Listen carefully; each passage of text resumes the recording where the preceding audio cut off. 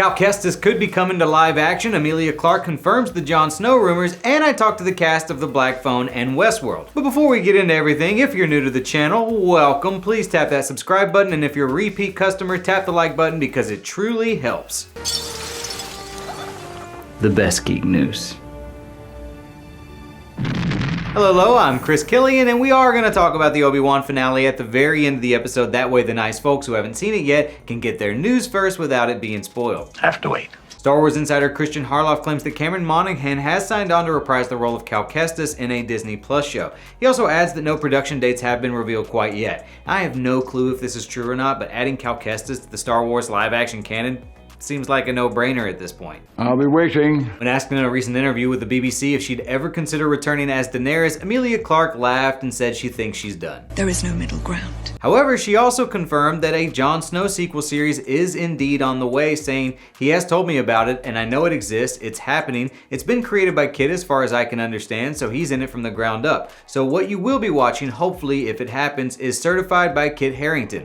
Let me know in the comments if you guys think a Jon Snow sequel can save the Game of Thrones ending for you or not.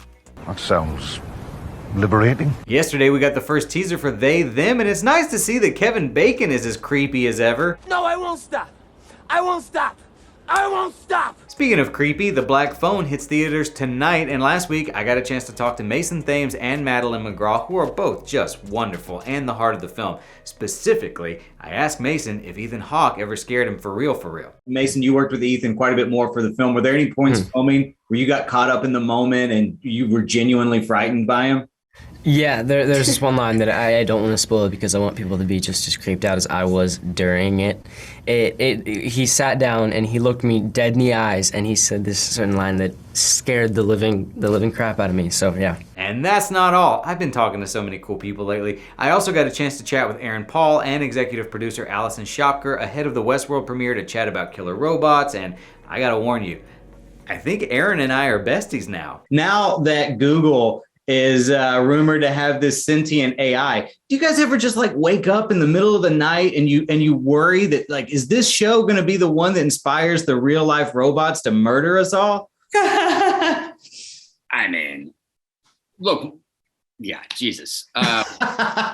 Being a part of this show has truly started to have me question my own reality, you know? And when that news story came out about Google, it just made me think, okay, well, who's to say all of this hasn't already happened way back? And this is just another part of it all. You know what I mean? Oh, we could get into such a conversation about that. I believe civilizations have ended numerous times before and we don't even know about it. Because I read somewhere that it would only take like 800 years. Like 800 years of us being gone for there to be like no proof that we were ever here, which is just baffling to me. So when the fossil layer, which baffling. They say like the Titanic's going to be gone in 100 years. Like nothing. Crazy, just insane, guys.